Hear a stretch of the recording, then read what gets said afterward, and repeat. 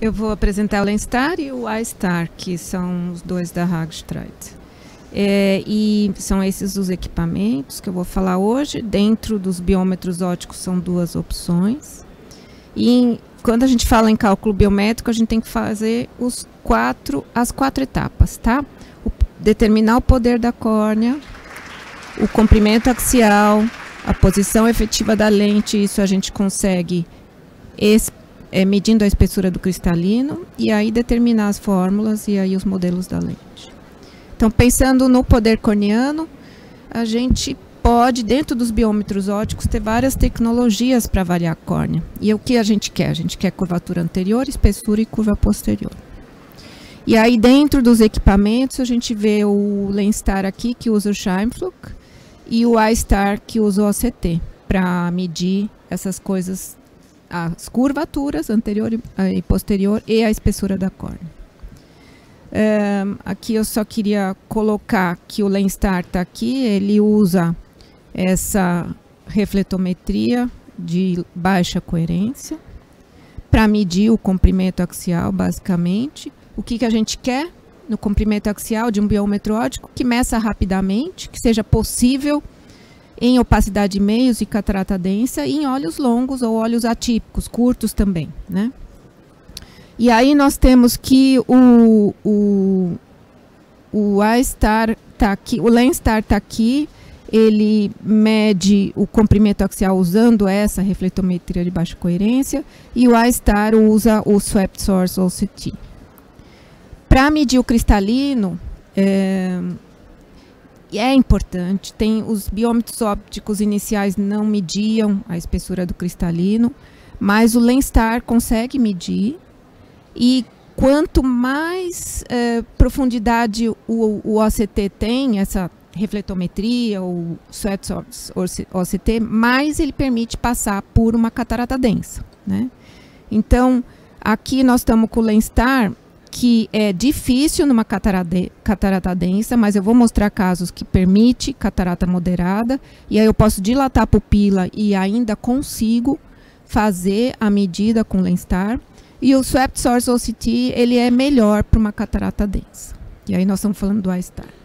E fórmulas e lentes, os dois aparelhos permitem que a gente escolha fórmulas de última geração e modelos de lente com atualizações constantes de software, e geralmente sem cobrança, sem dificuldade, né? Aí, depois disso, cada um de nós pode ainda usar calculadoras, né? E vamos mostrar a aquisição do Lenstar. Então, a gente tem a interface, a posição do paciente, a imagem já do olho aqui, com a imagem da centralização da pupila, os pontos que ele mede aí da curvatura da córnea, e ele vai terminar aí fazendo as medidas da ceratometria média, do comprimento axial. Aqui nós estamos com uma catarata moderada, mediu bem o comprimento axial, a espessura da córnea, a profundidade de câmara anterior, espessura do cristalino, e ainda mede a espessura da retina também. Numa catarata densa, ele foi capaz de medir vários parâmetros, mas ele não mediu o comprimento axial. Esse é o exemplo de como ele disponibiliza, tá? Então, você ainda tem o branco a branco, que algumas fórmulas exigem, né? E você tem a espessura da retina, a espessura do cristalino, e você pode fazer a profundidade de câmara anterior com e sem a espessura da córnea, porque o ACD, que inclui a espessura da córnea, ele é usado nas fórmulas. Então, ele vai disponibilizar também para a gente o modo A, né? E a gente gosta de ver se cada um desses mapinhas que me deu a média, se ele está bom, né? Se ele tem uma qualidade boa. Então, se ele mediu tudo, ou, por exemplo, esse primeiro, esse laranja, que ele não mediu várias estruturas. Então, desconsidero ele da minha média. Então, isso eu posso editar, né? Mas vejam que é um olho extremamente longo, 32,23 milímetros, e ele me emitiu um sinal de alerta de que essa é uma medida limítrofe. Tanto é que todas elas, a medida 1, 2, 3, 4, 5, 6, todas deram igual. Então, nós estamos chegando ao limite do que a gente conseguiu com esse biômetro óptico. Ele mediu bem as estruturas, ó, córnea anterior-posterior, cristalino anterior-posterior e retina, mas ele me emitiu um sinal de alerta de que nós estamos no limite. Vou mostrar 3 casos.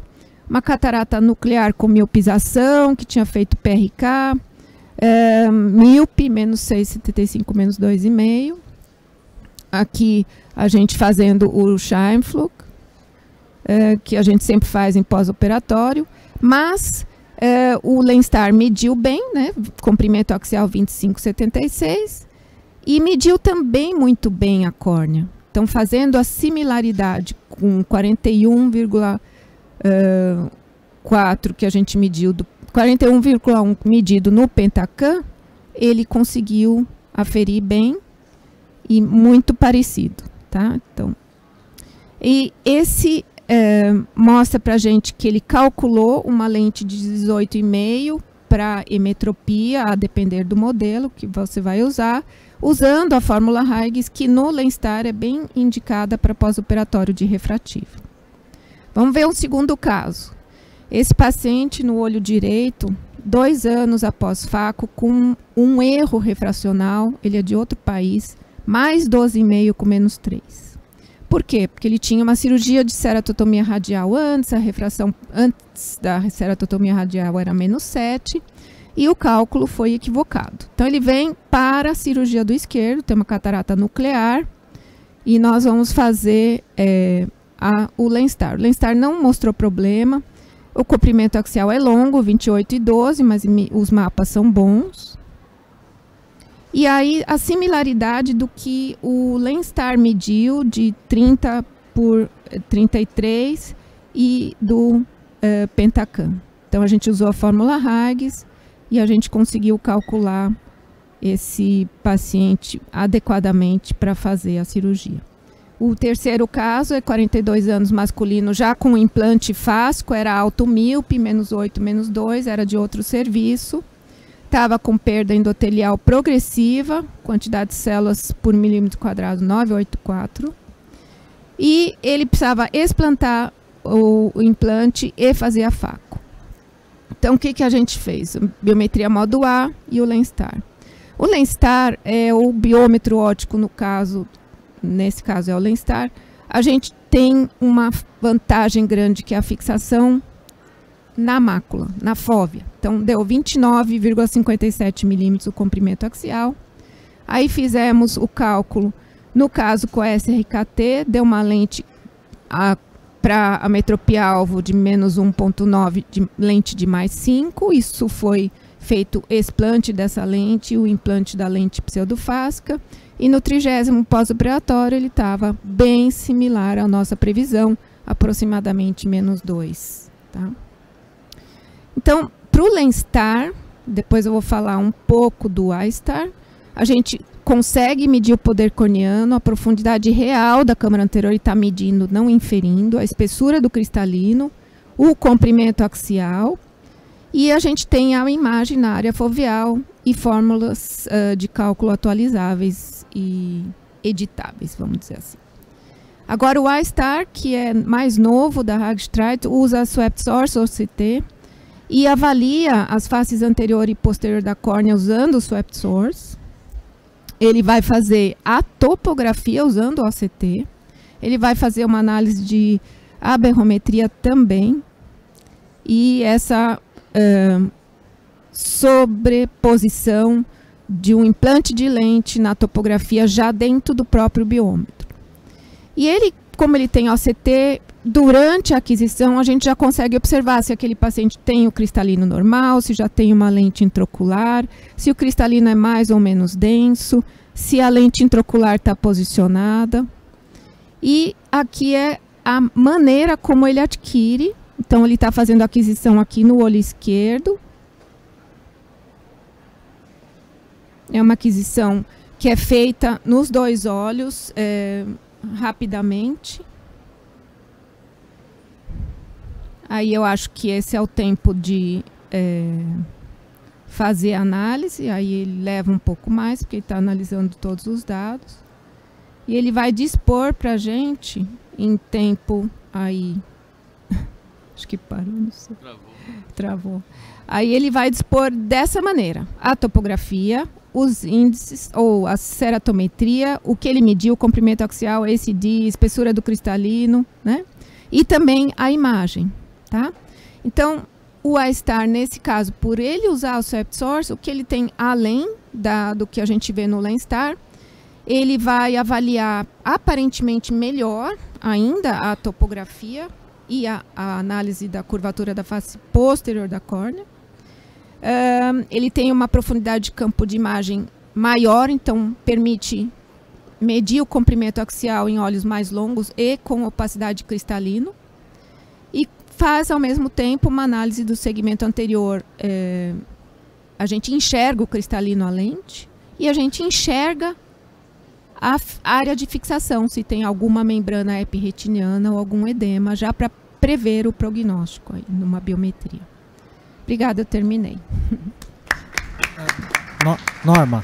Oi. Esse iStar, ele também tem fórmulas de Ray Tracing para aproveitar o tomógrafo dele? Eu não sei. Eu acho que seria fácil de colocar, mas eu não sei. Eu só sou curiosa, mas eu nunca usei esse aparelho ainda.